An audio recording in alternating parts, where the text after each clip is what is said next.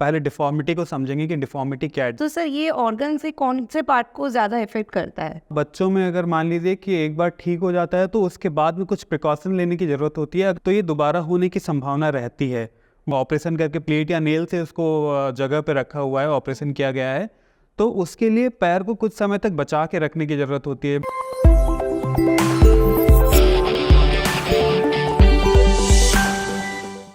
नमस्कार, गौरी देवी हॉस्पिटल से मैं शाइनी और आज मेरे साथ है renowned orthopaedic surgeon doctor Ankur Rai. Welcome sir to our show. तो आज हम लोग डिस्कस करेंगे डिफॉर्मिटी करेक्शन रिलेटेड कुछ बेसिक चीज़ें जो आगे जाके आपकी ज़िंदगी में बहुत काम आने वाले हैं। तो सर मैं पहले आपसे जानना चाहूँगी डिफॉर्मिटी करेक्शन होता क्या है? और डिफॉर्मिटी करेक्शन के बारे में पहले बात करने से पहले हम पहले डिफॉर्मिटी को समझेंगे कि डिफॉर्मिटी क्या है। डिफॉर्मिटी का मतलब है कि जो हमारे हाथ पैर में जो जोड़ हैं या फिर हाथ पैर की जो हड्डियां हैं उनके अंदर जो तिरछापन है उसको हम डिफॉर्मिटी बोलते हैं।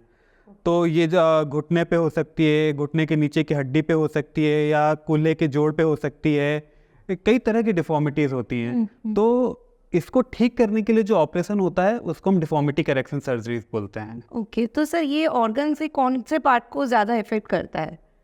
ऐसा कुछ ज़्यादा कम का बात नहीं है। बच्चों में अगर देखा जाए तो बच्चों में ये मेनली कूल्हे की हड्डी जिसको हिप बोलते हैं या फिर जो नी जॉइंट है या एंकल जॉइंट है या एंड फुट है उसको ज़्यादा इफेक्ट करती हैं।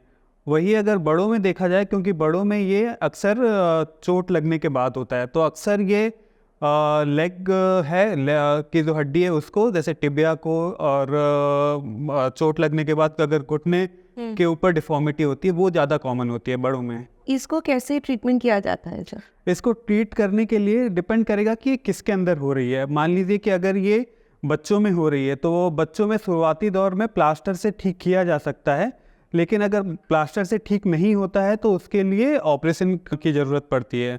वहीं बड़ों में मोस्टली ये ऑपरेशन से ही ठीक होता है।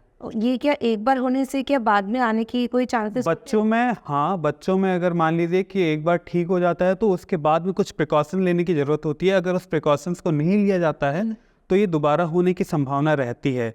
वहीं बड़ों में चूंकि ये ऑपरेशन से होता है ठीक, तो उसके बाद दोबारा होने की संभावना कम होती है। तो ऑपरेशन के बाद क्या क्या फॉलो करना पड़ता है घर जाके पेशेंट को? क्या क्या मेंटेन करना पड़ता है फूड हैबिट्स में या लाइफस्टाइल? फूड हैबिट्स में एज सच कुछ करने की ज़रूरत नहीं है।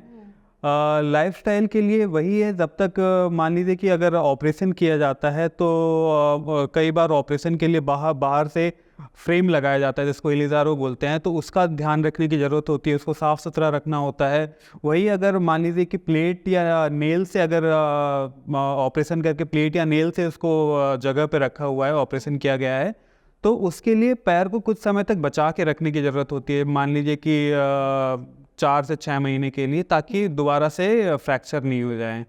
उसके बाद में मरीज़ अपने day to day activity in fact operation के बाद ही शुरू कर सकता है, लेकिन जो हाई डिमांड एक्टिविटीज़ हैं उसको करने के लिए पेशेंट को 4 से 6 महीने का वेट करना पड़ेगा। आप कॉमन पर्सन के लिए क्या मैसेज देना चाहेंगे sir?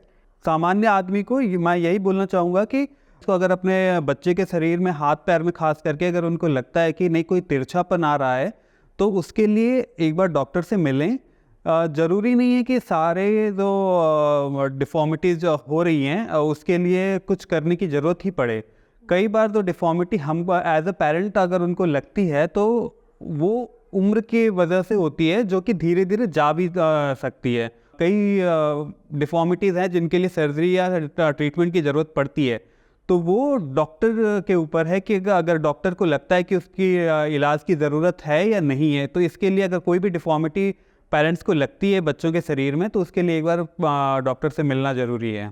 Thank you so much sir इतना टाइम देने के लिए। Thank you. और अगर आप लोगों को कुछ और भी जानना है इस रिगार्डिंग या कोई दूसरे टॉपिक के रिगार्डिंग तो नीचे कमेंट सेक्शन में जाके आप लोगों के सवाल कर सकते हैं। हम लोग जल्द से जल्द उसका रिवार्ड करने की कोशिश करेंगे। और नीचे जो हेल्पलाइन नंबर जा रहा है आप लोग अगर चाहे तो वहाँ भी कॉन्टैक्ट कर सकते हैं, क्योंकि 24/7 हम लोग हैं आप लोगों की हेल्प करने के लिए। धन्यवाद। Thank you.